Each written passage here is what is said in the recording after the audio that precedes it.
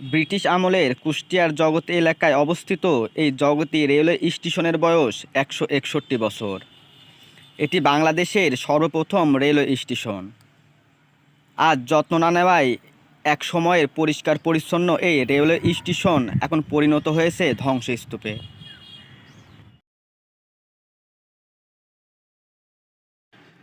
এটা কুষ্টিয়া মজমপুর গেট। যানবাহন চলাচলে সবসময় এভাবেই ব্যস্ত থাকে এই মজমপুর রেলওয়ে গেট। রাস্তার পাশেই তেল পাম্প, গাড়ি রিজার্ভে তেল আছে, তারপরও 200 টাকার মতো তেল নিয়ে নিলাম, কারণ গাড়িতে তেল থাকলে ইচ্ছামতো ঘোরাঘুরি করা যায়। এটা চোরহাস এরোপ্লেন মোড়। এখান থেকে ডান দিকে রাস্তা ধরে বেশ কিছু দূর অতিক্রম করলেই দেখা মিলবে রেল গেট। আমি বাইকে করে আসছিলাম, যে জন্য খুব অল্প সময়েই চলে এলাম জগতী রেলওয়ে স্টেশনে। এখানে আসতেই দেখা মিলল কিছু মানুষ যাত্রী ছাউনিতে বসে আছে। তারা হয়তো এখানকার স্থানীয়।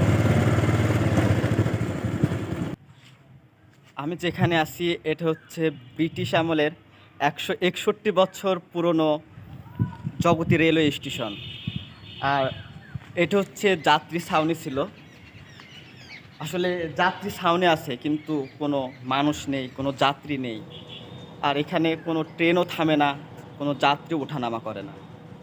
যেমন পরিত্যক্ত অপরিচ্ছন্ন অবস্থায় পড়ে আছে এই জগতী রেলওয়ে স্টেশন। স্টেশনে ট্রেন থামবে এটাই স্বাভাবিক, কিন্তু এখানকার চিত্র একটু ভিন্ন।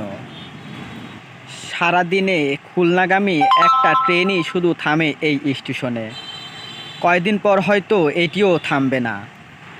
ব্রিটিশ আমলে পশ্চিমবঙ্গের রানাঘাটের সাথে কুষ্টিয়ার সংযোগ স্থাপন করেছিল যে রেলওয়ে স্টেশনটি, সেটি এখন রীতিমতো পরিত্যক্ত।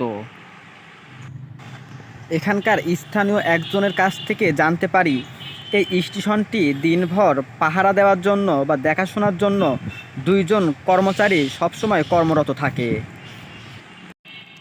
দেয়ালের অস্পষ্ট লেখা দেখে বোঝা যাচ্ছে এটা ট্রেনের ভাড়ার তালিকা। এই স্টেশন থেকে কোন কোন জায়গায় যাওয়া যেত এবং কত টাকা ভাড়া, সেই বিষয়গুলোই এই দেওয়ালের তালিকায় উল্লেখ করা আছে। দীর্ঘদিন যাবৎ ব্যবহার না হওয়ায় দেওয়ালে লেখাগুলো নোনা ধরে অস্পষ্ট হয়ে আছে। দেওয়ালে লেখা তালিকার পাশেই ছিল কাউন্টার, যেখান থেকেই দেওয়া হতো ট্রেনের টিকিট। আজ এই টিকিট ঘর হয়ে আছে নর্দমা, অপরিচ্ছন্ন অবস্থায় পড়ে আছে।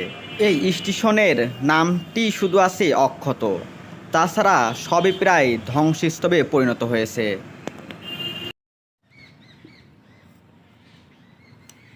এখানে যে রেলওয়ে স্টেশনটি ছিল জগতী রেলওয়ে স্টেশন, আর এই রেলওয়ে স্টেশনটির যে কার্যক্রম পরিচালনার জন্য যেই ব্যবস্থাপনাগুলো ছিল, আসলে এখানে সবগুলোই ওইভাবেই আছে পরিত্যক্ত অবস্থায়। আসলে ওইগুলো আপনাদের সবাইকে দেখানোর চেষ্টা করব।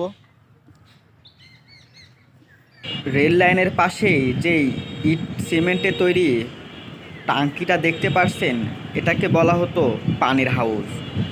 আর এই হাউস থেকেই ট্রেন যখন এই স্টেশনে থামতো, এখান থেকেই পাইপ যোগাযোগে তারা পানি সংগ্রহ করত। তখনকার এই পানির হাউসটা কেমন ছিল আসলে সেটা দেখানোর চেষ্টা করব। অতীতে বহুল ব্যবহৃত এই পানির ট্যাঙ্কিটি এখন প্রায় ভয়ঙ্কর পরিবেশে পরিণত হয়েছে। এটার যে বটের মূল, আসলে কেউ যদি একাকিত্বভাবে এখানে আসে অবশ্যই সে ভয় পাবে। আর এই টাঙ্কিতে ওঠার জন্য পাশে সিঁড়ি করা আছে, আর এই সিঁড়ি বেয়েই তারা উপরে উঠত তাদের প্রতিদিনের কার্যক্রম পরিচালনার জন্য। যদি ভিডিওটি আপনাদের ভালো লেগে থাকে তাহলে অবশ্যই লাইক দিবেন, কমেন্ট করবেন, শেয়ার দিবেন আর ফলো দিয়ে আমাদের সঙ্গে থাকবেন। সবাই ভালো থাকবেন, সুস্থ থাকবেন। আল্লাহ হাফেজ।